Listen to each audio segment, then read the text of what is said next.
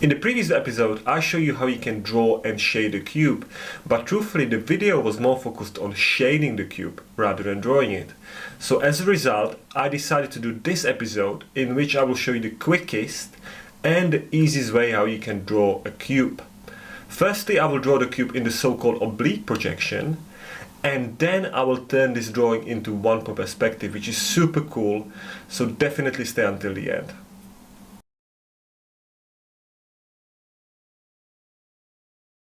Before we start drawing, let me explain to you a simple principle.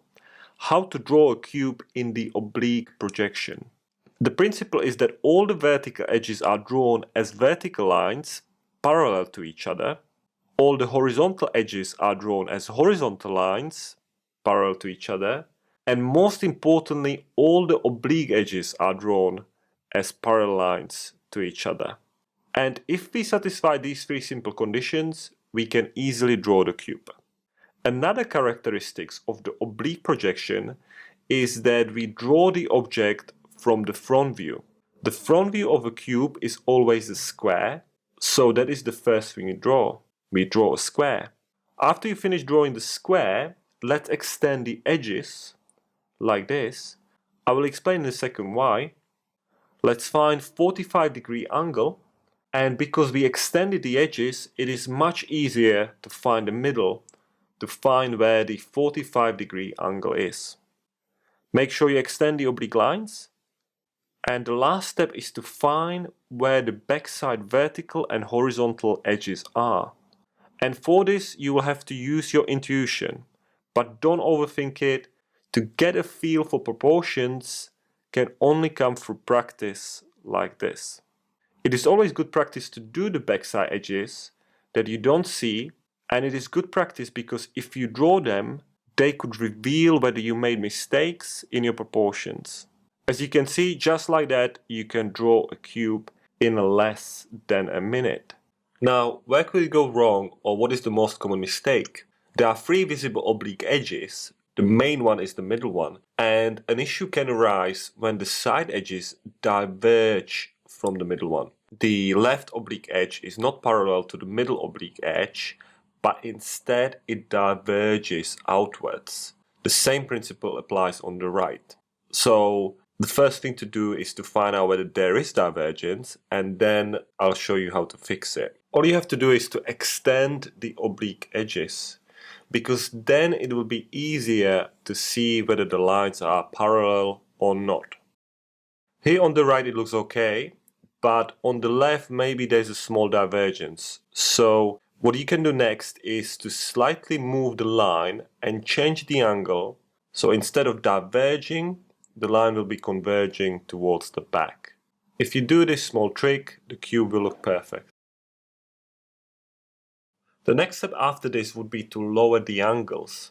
So let's draw a cube in the oblique projection again. As before, we draw the square first, then we extend the edges to find out the 45-degree angle. Obviously, these are supporting lines that we will rub out in the end, so you can do them gently. And this time around, let's lower the angles. Let's do 30. We extend the oblique edges, and then we find the backside edges using our intuition.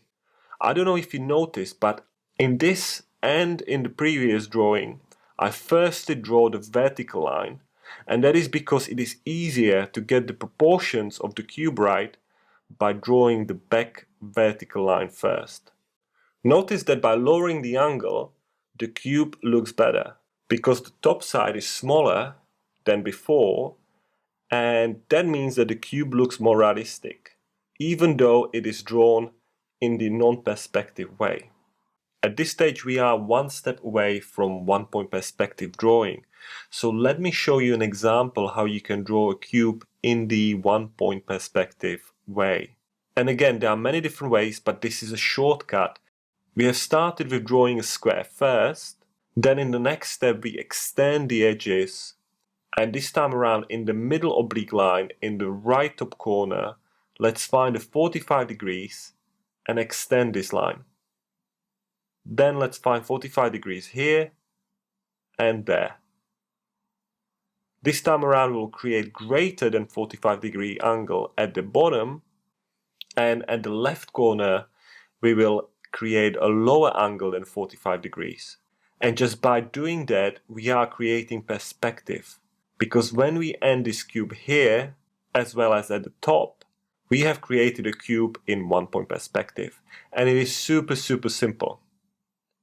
You could always draw the invisible backside edges for completeness if you wanted to. Obviously the last thing is to rub out the supporting lines. That comes without saying.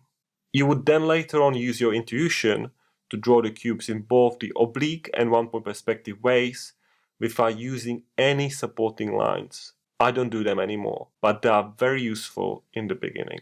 Just like that, we have learned how to draw a cube, and the next step would be to learn how to shade a cube or how to shade a cuboid. The principle is the same for both, and luckily I have already done a YouTube tutorial on that, so you can watch that later. Thank you guys so much for watching.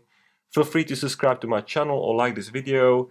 If there is a topic that you'd like me to cover in the future on drawing or shading, feel free to leave it in the comments below.